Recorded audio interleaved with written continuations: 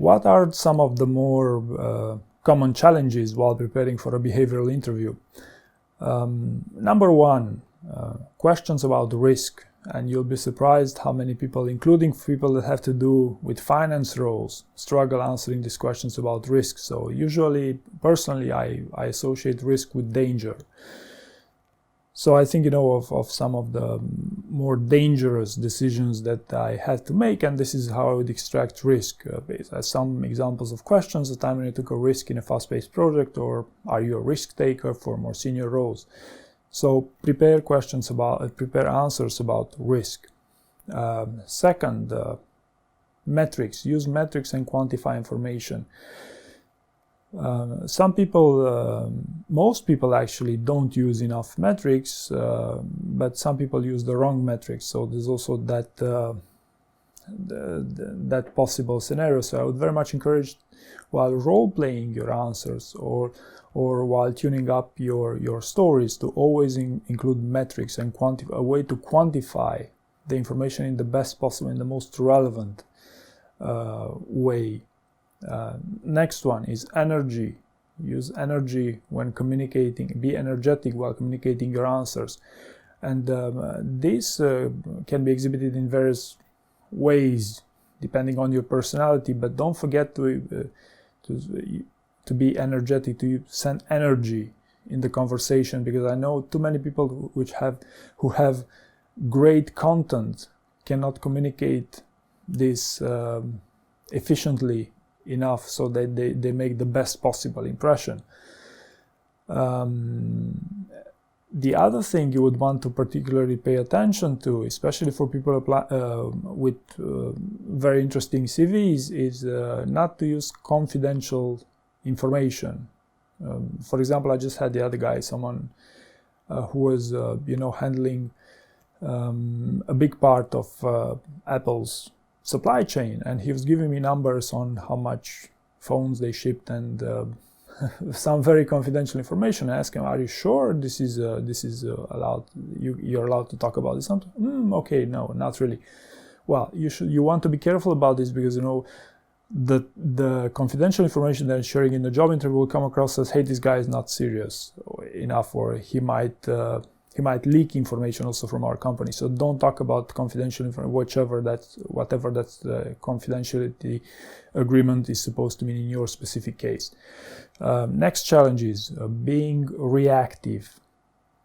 So when getting asked a question, no matter how good you are, no matter how smart, intelligent, well-intentioned, or whatever else you are, don't answer immediately. Stop, think about it, and then give your best answer. Listen to learn, not to respond. This is the easiest way to put it, but very, very few people understand that this is actually quite important.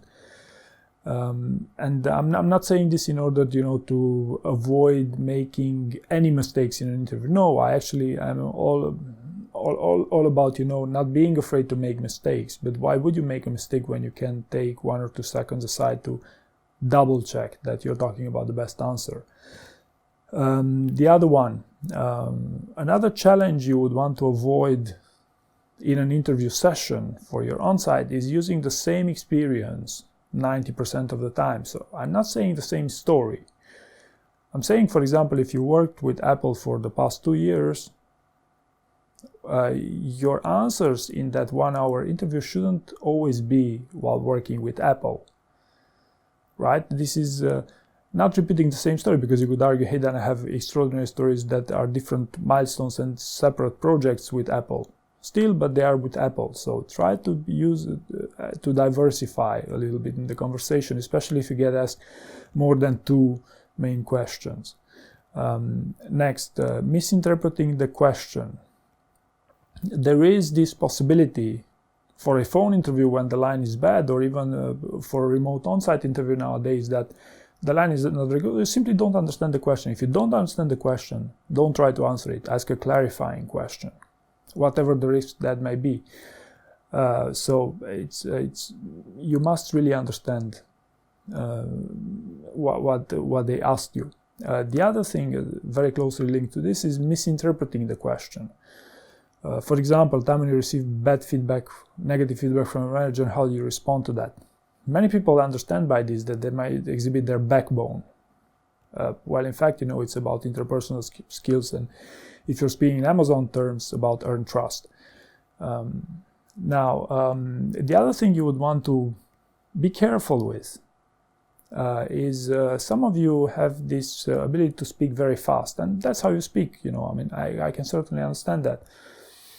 But the faster you speak, the less the probability is that your message would come across as clear as it otherwise would. So there's a fine balance between this. And the other thing you should also consider is that your interviewer will take a ton of notes during that conversation. So if you speak very fast, it makes the process a lot more cumbersome. And the other scenario you would want to avoid at all costs is you saying that, hey, I know that I must fit into 2 minutes.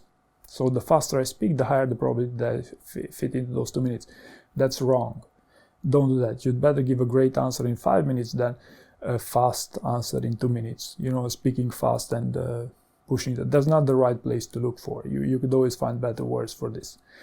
The other very important aspect you want to avoid in an onsite, but also in a telephone screen, but more for the onsite because this question might get repeated, is you're telling me about yourself. It's oftentimes boring. So it's oftentimes that tell me about yourself is very boring, and how you can add a bit more spice to it would be to talk about some of the highlights, some of the things you're the most proud of, specific things, specific achievements. It could be one sentence only, but you must make it interesting. And the other way you can make it interesting by focusing on your strength. What's that one thing that differentiates you from other candidates?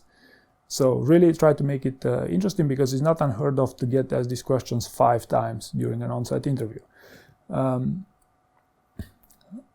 Another advice here, especially for more senior roles, is when you're getting asked a question, a behavioral question, and you understand the question, I wouldn't recommend you to follow up with a clarifying question just to pick one of your 2 best examples, given that.